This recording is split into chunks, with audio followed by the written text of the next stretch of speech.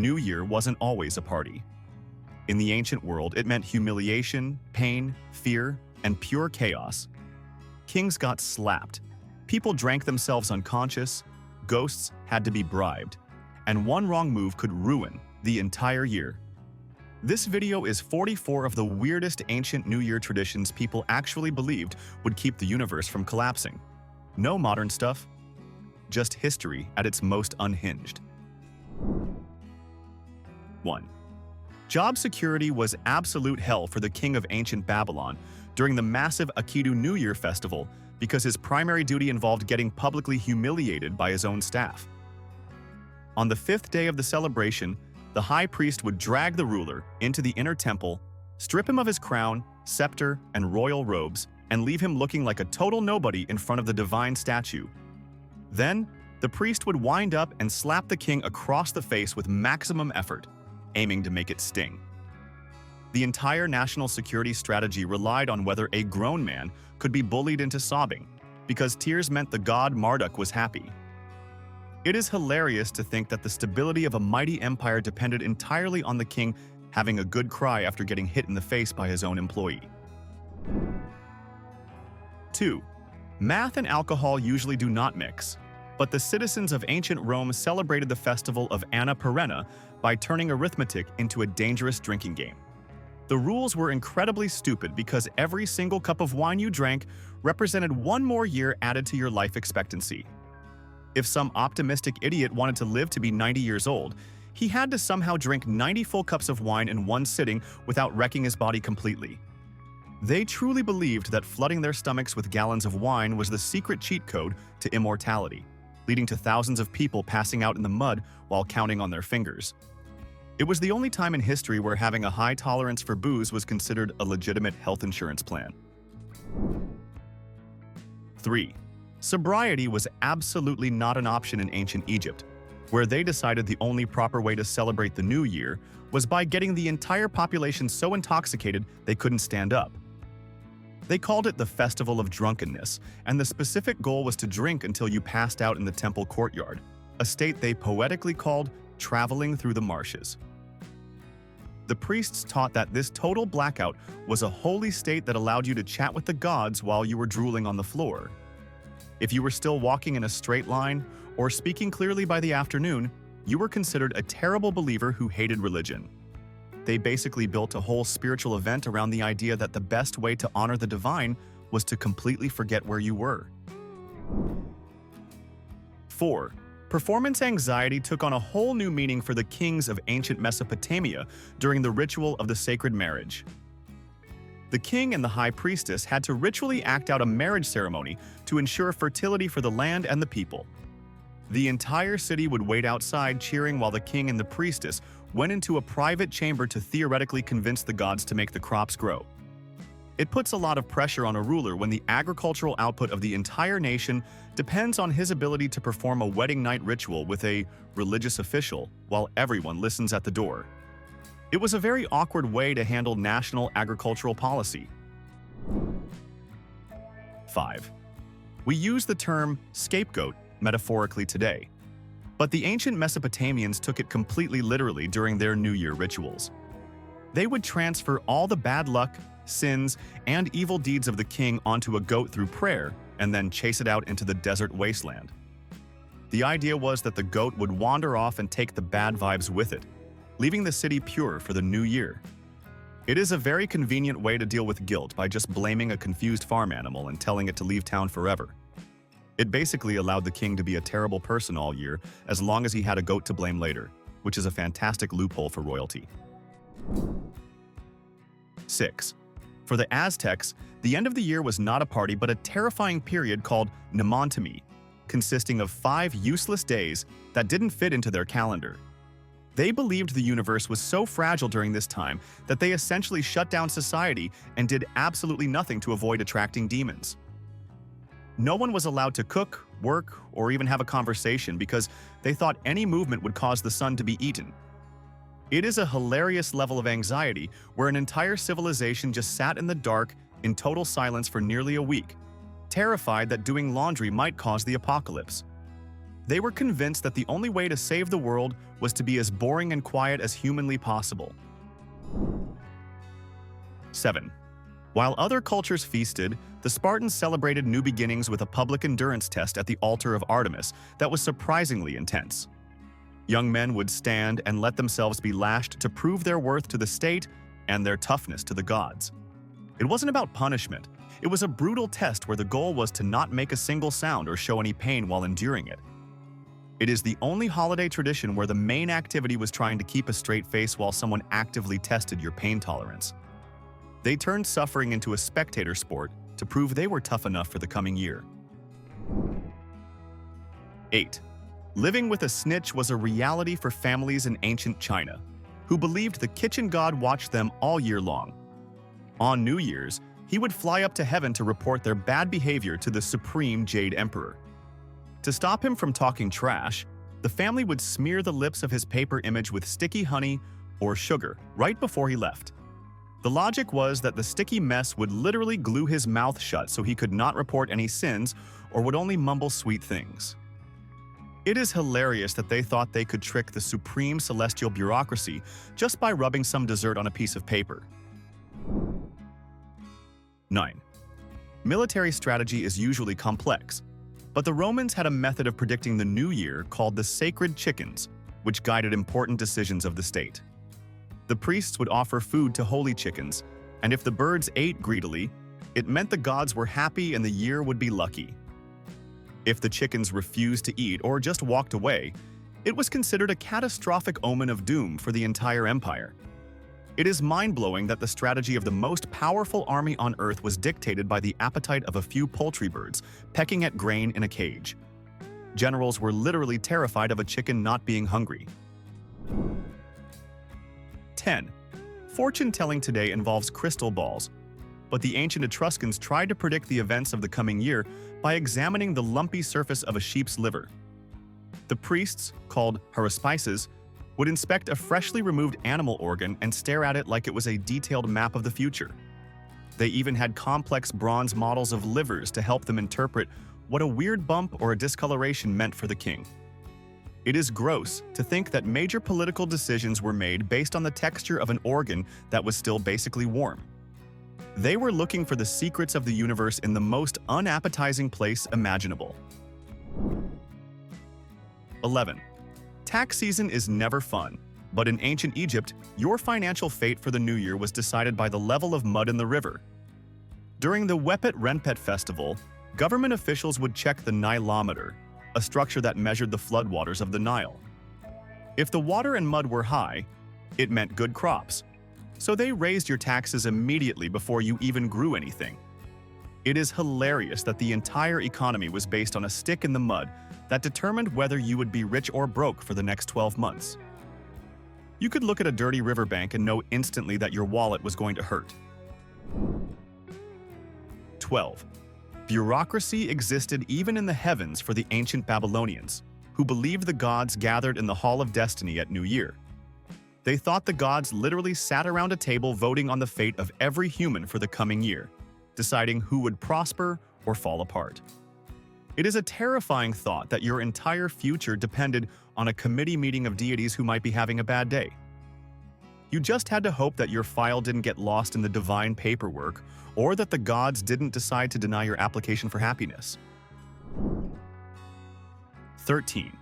Micromanaging your schedule was an obsession for the ancient Egyptians, who had a calendar of propitious and adverse days for the new year. If a day was marked as adverse due to some mythological event, they would often refuse to work or go outside to avoid bad luck. It is the ultimate excuse for laziness because you could just tell your boss that the calendar says it is a bad day to build a pyramid. They essentially tried to control their destiny by checking a list to see if the gods were in a good mood that morning before deciding to be productive. It takes checking your horoscope to an extreme level where you just stay in bed to save the empire. 14.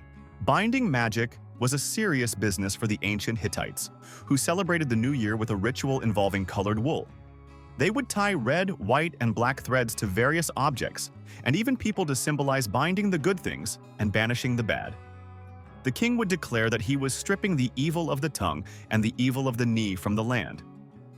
It is a very crafty way to govern a country, trying to fix national problems by tying knots in yarn like a grandmother making a sweater. They believed you could literally tie up your bad luck and throw it away like a piece of string.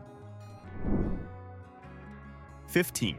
Dieting was not on the menu for the ancient Romans during the start of the seasonal cycle, because they worshipped Cardia, the goddess of the door hinges.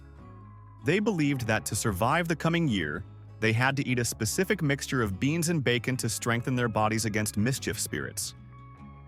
The weird logic was that the heavy, greasy food would fortify their bodies against creepy night spirits called striges that wanted to mess with their health. It is the only health plan in history where eating a pile of salted pork fat was considered a vital medical procedure to stop ghosts from giving you a stomachache. You essentially had to grease your own internal hinges to survive the year. 16. Taking out the trash took on a spiritual meaning for the ancient Romans during the festival of Mamaralia in March, which originally marked the new year. They would dress a man in animal skins to represent the old year, ritually thump him with white rods, and chase him out of the city with ceremony. It was a literal way of driving out the past to make room for the new. They basically picked one guy to be the city's official human delete year button, just so they could feel like they had a fresh start for the spring season. It sucks to be the guy chosen to represent the bad memories of the entire town. 17. Speed dating. In ancient Rome was a terrifying contact sport known as Lupercalia, which was possibly the weirdest way to kick off the spring season. Half-naked men would run through the streets of the city holding strips of goatskin and literally tag any woman they ran past.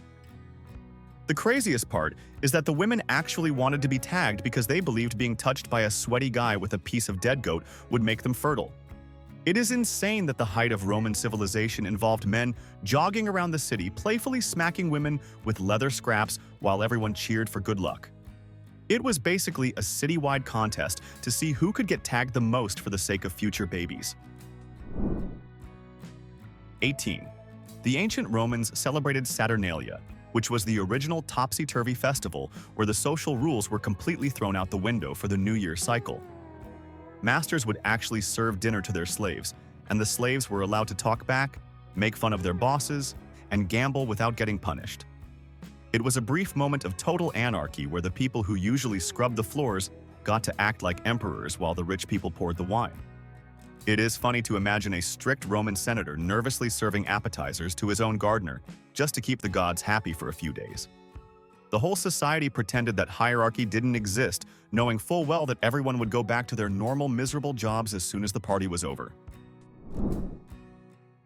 19. Imagine a government system where a random nobody is allowed to run the country for a few days just for laughs. Ancient Persia had a tradition called the Mir Novruzi, where they picked a commoner or a jester to be the temporary king, giving him full power to boss around the real nobles and make up silly laws. It sounds like a dream come true until the clock ran out and the fun stopped immediately. As soon as the festival ended, the fake king was chased out of the city to take all the bad luck of the year with him, making it the only job where the retirement plan involved getting run out of town by an angry mob. It was the ultimate king for a day, fool for a lifetime scenario, where the severance package was just a pair of running shoes. 20. Being treated like a king wasn't always a good thing in ancient Greece thanks to the ritual of the pharmakos. When the city needed spiritual cleansing, they would choose a person to be the scapegoat, feed them the best food for a while, and then chase them out of the city with rough treatment. It was a classic case of building someone up just to tear them down for the sake of the community. They basically treated a guy like royalty for a week, just so they could feel better about running him out of town later. It was a brutal reminder that sometimes free lunch comes with a terrible price tag. 21. Saying goodbye to winter was a dramatic affair for the ancient Slavic tribes, who practiced a tradition of creating a straw effigy called marzana. They would dress a large doll in clothes to represent the old year, set it on fire, and then throw it into the freezing river. It is a very aggressive way to welcome spring by sentencing a puppet to a watery end, like it committed crimes against the weather. The logic was that if you did not evict the doll with maximum drama, Winter might just decide to stay forever and ruin the harvest, so the doll had to go immediately. It was essentially a community-wide eviction notice served to the season of winter. 22.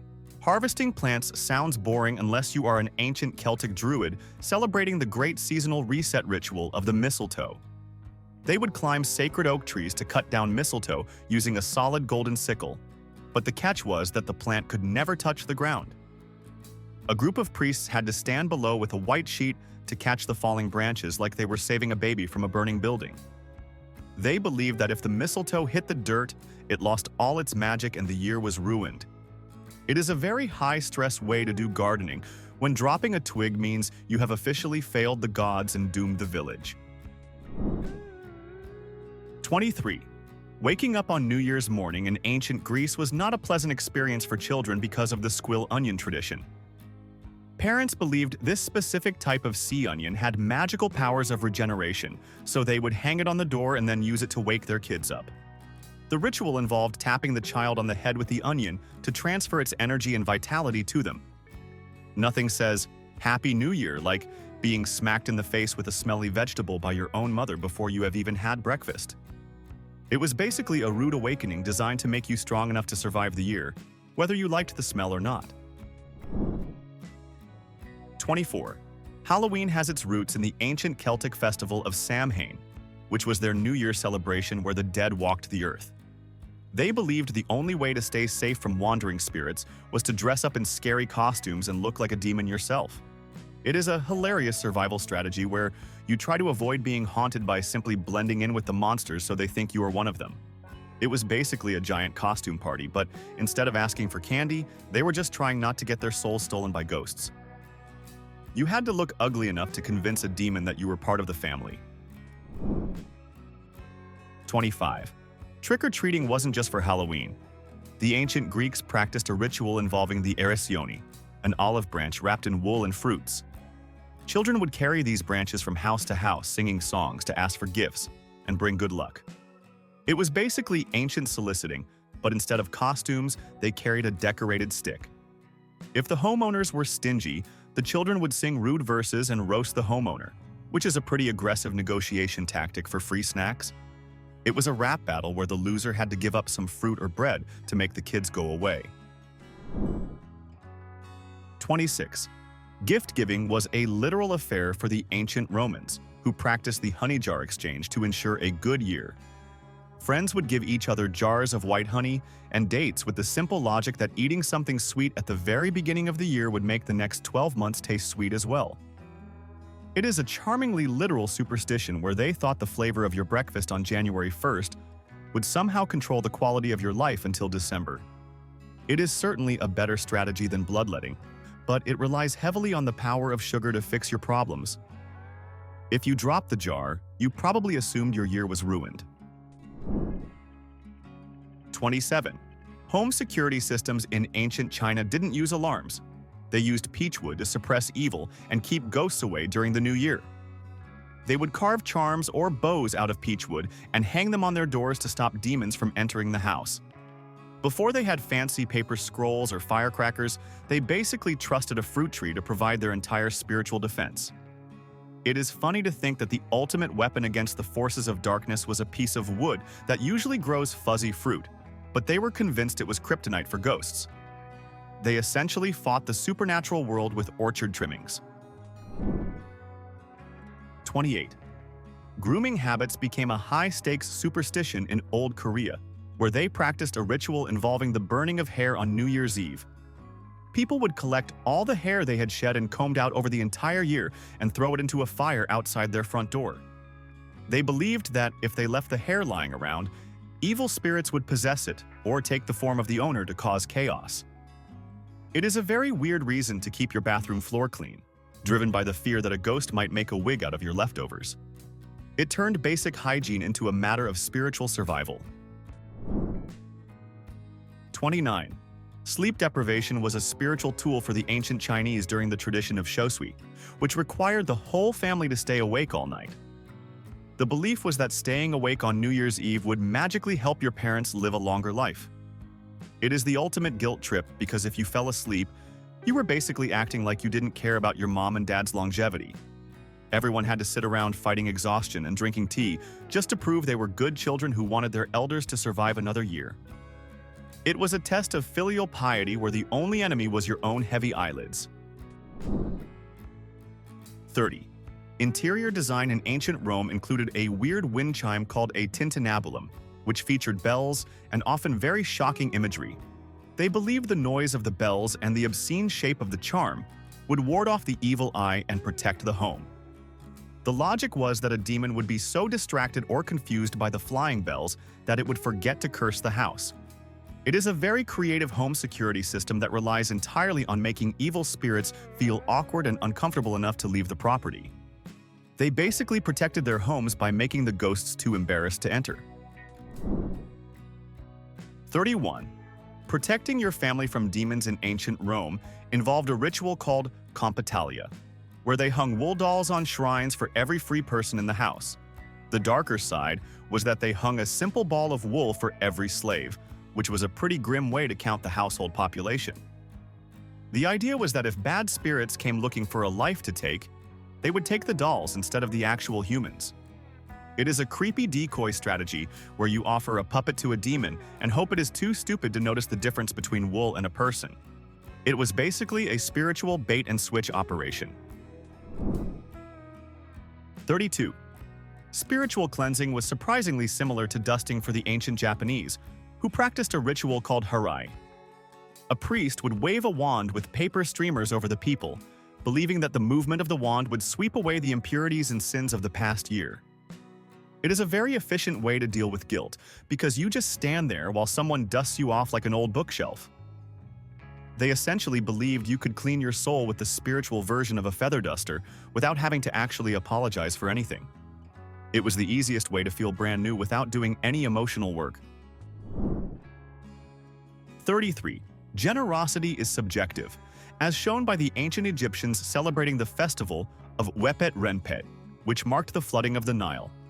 They would offer gifts of small bottles filled with Nile water to symbolize the life-giving power of the river.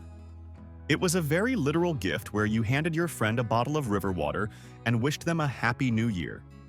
It is a nice sentiment, but also kind of lazy since the water was free and literally flowing everywhere around them, so you were basically gifting them something they already had. It is like giving someone a bottle of air and acting like it is a precious commodity. 34. Smashing things is usually frowned upon, but for the ancient Egyptians, it was a vital part of the New Year protection ritual known as the breaking of the red pots. They would write the names of their enemies or things they feared on red clay pots and then smash them to pieces. The logic was that destroying the pot would magically destroy the power of the enemy written on it. It is a fantastic form of stress relief where you get to break dishes and curse your enemies at the same time to ensure a peaceful year. It was basically a socially approved tantrum designed to keep you safe from harm. 35. Ghostbusting in ancient Rome was a solitary job performed during the festival of Lemuria to clear homes of restless ancestors. The head of the household would walk barefoot at midnight, throwing black beans over his shoulder without looking back. He had to chant a phrase saying he was redeeming his family with these beans, hoping the ghosts would chase the food instead of haunting the house. It is a very spooky image of a grown man walking alone in the dark, throwing vegetables behind him to bribe his dead grandfather into leaving him alone. He essentially treated the spirits of his ancestors like pigeons that needed to be distracted with snacks. 36. Receiving a gift in ancient Rome could be a major letdown because of the tradition of exchanging stranae. While we usually expect cool presents or money, the Romans would hand their friends a dirty twig from a sacred grove and act like it was a great blessing. It was the ancient version of a thoughtful but useless gift that you have to pretend to like to be polite. It really shows that "it's the thought that counts" was invented by people who didn't want to spend money, even if the gift was basically just yard waste. You had to look your friend in the eye and say thank you for a stick. 37. Interior decorating was actually a survival tactic for the ancient Chinese, who lived in fear of the monster Nian on New Year's Eve. They discovered that the monster was weirdly afraid of the color red, so they covered everything in red paper to keep him away. The entire celebration was originally a desperate strategy to scare away a hungry beast with bright colors. It is funny that their biggest party started as an attempt to not get attacked by a mythical creature with a sensitivity to home decor. They turned paper decorations into a high-stakes defense grid against a legendary monster. 38. Fighting fear with fear was the strategy behind the ancient Chinese ritual called nuo, used to drive away evil spirits at the end of the year. Performers would wear terrifying wooden masks and dance through the village, shouting to scare the demons away. The irony is that the dancers often looked scarier than the spirits they were trying to banish. It was a situation where the cure for a haunting was to fill the streets with screaming men in nightmare masks, which probably scared the villagers just as much as the ghosts. They solved the problem of invisible monsters by inviting visible monsters to dance in the street. 39. Opening a fresh bottle of wine sounds like a fun celebration, but for the ancient Greeks, the ritual of pythoegia was actually a party with a paranoid security plan. They opened the first jars of new wine as an offering to the god Dionysus, but they believed the spirits of the dead escaped from the jars at the exact same moment. So, while everyone was trying to get drunk and celebrate, they were also chewing on buckthorn leaves and smearing tar on their doors to keep the spirits out. It is a chaotic mix of a frat party and a haunted house where you are trying to enjoy a drink while actively fighting off your dead ancestors who crashed the event. 40. Most people try to avoid walking into fire, but the ancient Zoroastrians in Persia celebrated the New Year by literally jumping over bonfires in the middle of the street. This ritual, called Chaharshanbe Suri, required people to leap over the flames to burn away their sickness and bad luck from the previous year. The logic was that the fire would take your yellow, sickly color and give you its red, healthy glow in return. It takes a lot of confidence to look at a blazing fire and decide the healthiest thing to do is jump right over it while wearing flammable clothing. They essentially treated third-degree burns as a fair trade-off for getting rid of bad luck. 41. Vegetables don't usually inspire lust, but the ancient Egyptians celebrated the Feast of Min during the New Year with giant piles of lettuce. This was the sacred plant of the fertility god, and they would carry heaps of tall lettuce plants in a procession to ensure the crops would grow. It is weird to think of lettuce as a symbol of power and virility, since we usually just put it in a salad to be healthy. The procession involved the pharaoh cutting a sheaf of grain, but the crowd was really there for the giant piles of sacred leafy greens. It was the only parade in history where the main float was essentially a giant salad bar. 42.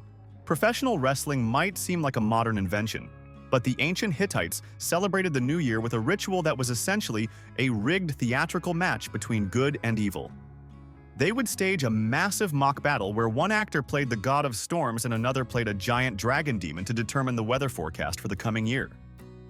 The funny part is that the outcome was completely fixed from the start, but the actors still had to put on a convincing show to make it look realistic for the screaming audience. The entire kingdom watched two grown men pretend to be mythological creatures fighting in the dirt just to ensure the rain would fall for the next harvest. It was basically ancient theater where the plot was predictable, but the performance had to be Oscar-worthy to please the gods. 43. The god Janus was the ultimate two-faced friend for the ancient Romans, quite literally, as he had two faces looking into the past and future.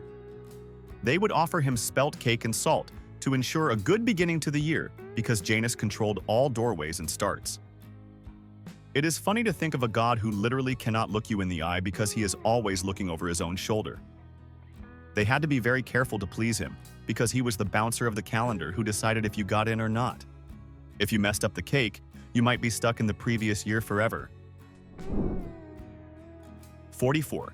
Harnessing the power of the sun was the goal of the ancient Incas during the festival of Inti Raymi to ensure the god would return. They would fast for days and refrain from physical intimacy to show their devotion before the big feast. The high priest would then use a concave mirror to focus the sun's rays and light a sacred fire without using flint or friction. It is an amazing early use of solar power technology just to prove that the sun was still working and hadn't abandoned them for good. They essentially jump-started the universe with a shiny piece of metal and a lot of patience. Be honest, If you were born back then, which tradition would break you first? Not the funniest, not the strangest, the one you'd refuse to do, even if everyone else was watching. Drop the number in the comments. And if this is the kind of history you want more of, hit like and subscribe, because it only gets stranger from here.